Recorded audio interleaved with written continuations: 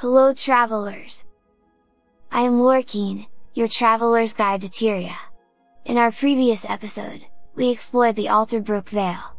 I put a link in the description if you missed it. There, we fought bandits and stuffed bears, and then we crossed the border from what used to be Divinity Coast towards old Talmark Wilderness. In fact, 4 of the old Guild Wars 1 regions are meeting here, Divinity and Watchtower Coasts, the Black Curtain and Talmark Wilderness. Which makes this location perfect for a trading post. Or at least that is what Lexi Price thought at first. She runs Altered Brook trading, and lately she feels it is getting harder and harder to keep afloat. Centaurs are of course a big problem with their death markers and stake traps. But worse than that, they killed the trader's cat, Princess Prettyface, leading to a mice infestation. Since the trading post is so close to the Altered Brook crossing, the Seraphs from the Watchtower are helping keep this place safe too. For this reason, Lexi gives them a nice discount. On specific days, the trading post is visited by Lady Derwina. She is a Pact Supply Network agent for Cryta, and if you train the supply line management from your Pact Commander Mastery, she can sell you recipes or Pact Scouts mapping materials in exchange for karma.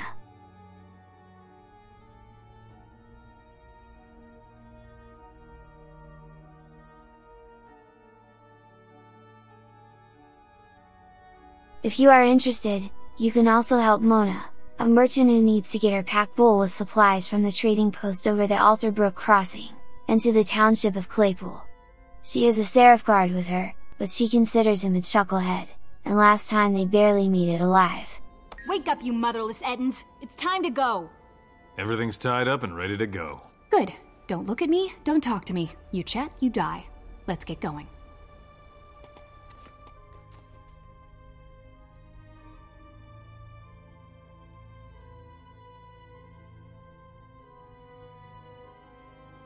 Good. I can finally get rid of you. Go do something. Somewhere else. A pleasure, I'm sure. I'll meet you here for the trip back. Claypool is another important town in Queensdale. It is a beautiful place with a cozy atmosphere and a rich history. The town also has an economic and strategic importance, being the main arms supplier in Kryta. It is very possible that this is where the Talmark Pillars were located hundreds of years ago. They were a mysterious structure of 4 pillars placed in a circle. Each pillar had old Critan runes carved on its bark-like surface. Similar pillars were seen around the Wizard's Folly Tower, in Ascalon pre-Searing. The meaning of the runes and the role of the pillars remain unknown.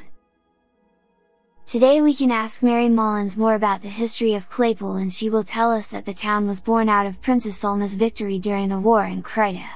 With the aid of the Seraph, people were able to settle the Talmark Wilderness.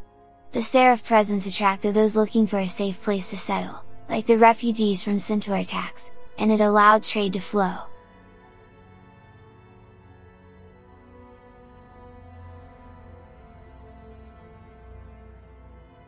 People are still nervous about the centaur presence in the area. I dreamed of a centaur raid last night. With things as they are, it's a wonder anyone sleeps these days. But overall, with the garrison next by, they feel safe here, and many prefer Claypool over the other cities in Kryta. Don't they have their own land? Why do they want ours? They think it belongs to them. But with the garrison nearby, we don't have to worry. Centaurs and bandits are running wild out there. We should move to Lion's Arch. I want to raise a family somewhere safe. Claypool is safe. Besides, Lion's Arch is full of char.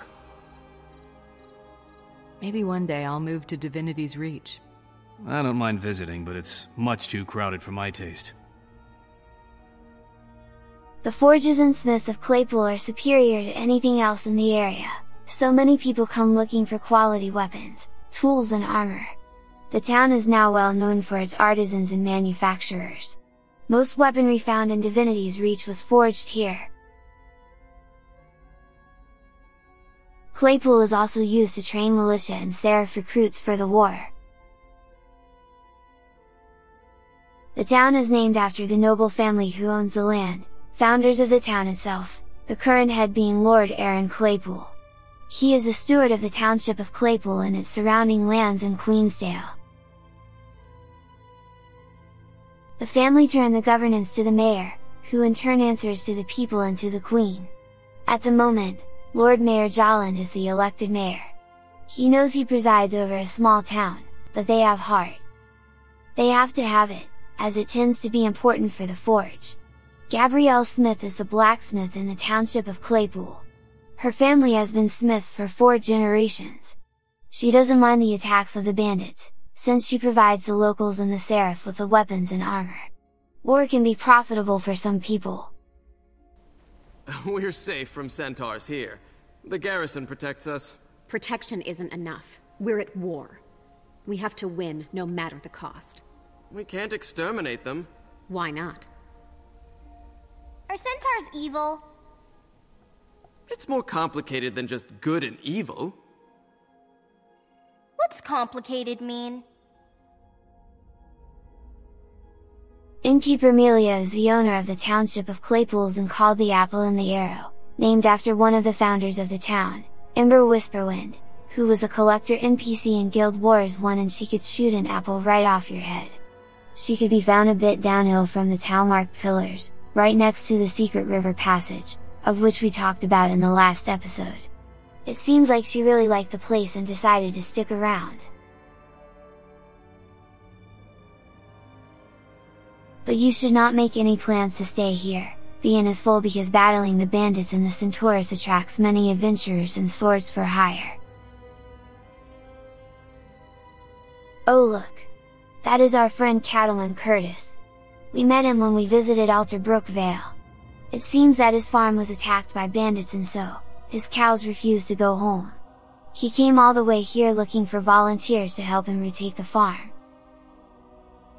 Another intriguing character in Claypool is Colm Thompson. He hunts for wolves, bears, trolls, and bandits. He finds joy in his work. A little too much joy, especially when it comes to killing humans. Farmer Hewitt is a pig rancher. He got the pigs for farming, but his wife Eliza loves them and she can't stand the thought of eating them, so now he's stuck with them. That woman there, Kim Jonathan, is training for long distance running and once it will be safe, she wants to run all the way to Ebonhawk without stopping. There are quite some nature lovers in this town. This commoner likes to sleep under the stars. Or maybe that is the best he can afford. Another commoner, Matt, is a big admirer of cows, even if they stink.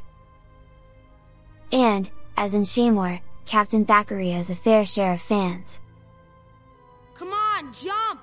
I did it! It's easy! I don't want to. I'm tired.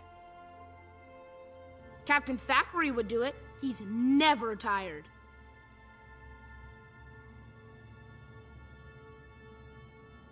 If you are a supporter of the Queen or going for the informed politics achievement, here you can find another poster to tear down.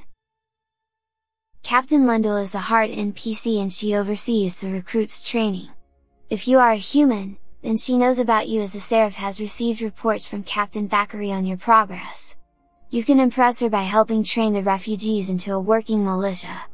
Yes, she knows this is below your talents, but she hopes that if you run some drills with her sergeants, you will inspire the trainees. The rifle training is the best for the heart completion, the shield being the worst. Of course, you can leave the town through its gate. Although behind the apple orchard there is a secret tunnel. It is full of spiders and it would lead you to a centaur camp. So maybe the gate is the best option after all. Trying to travel away from the town of Claypool tends to be very dangerous. The centaurs have many ambush camps outside the city's walls and they keep attacking the Heartwood Pass camp.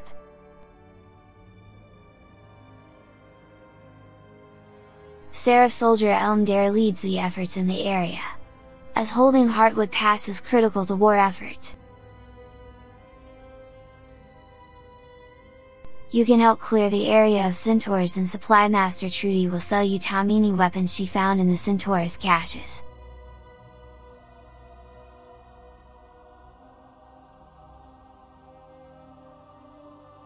Of course, the centaurs are not the only danger in this place. Once part of the Talmark Wilderness, this beautiful forest is still not tamed. Plenty of wild, aggressive animals hunt here.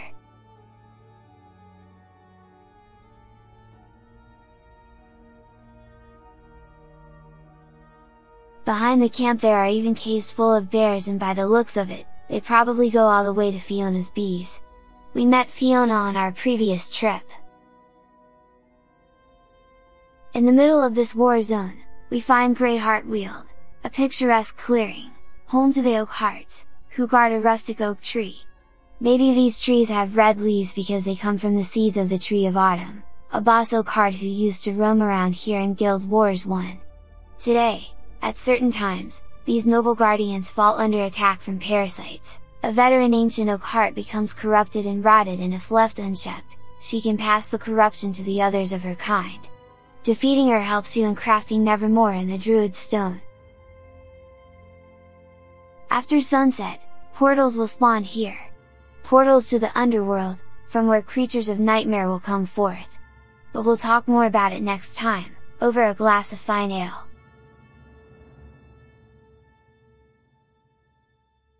High above this Eden-infested cave you may be able to meet another character that visits Queensdale occasionally.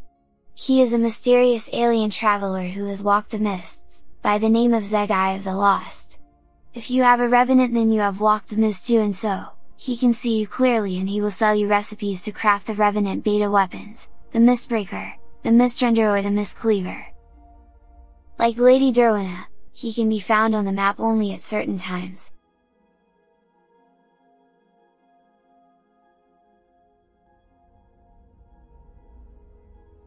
We'll end our trip at Phinney Ridge, named after James Phinney, a former design director for ArenaNet. This place is special as it bathes in a dreamy golden light, and it offers one of the most dramatic sunrises in the game. Isn't it lovely? As always, if you know something interesting from this area that I didn't mention, share it in the comments below for all travelers to enjoy. If our trip entertained you, please like, subscribe, and click the notification icon, to make sure you don't miss our next adventure when we will deal with nuns and shades. Happy exploring!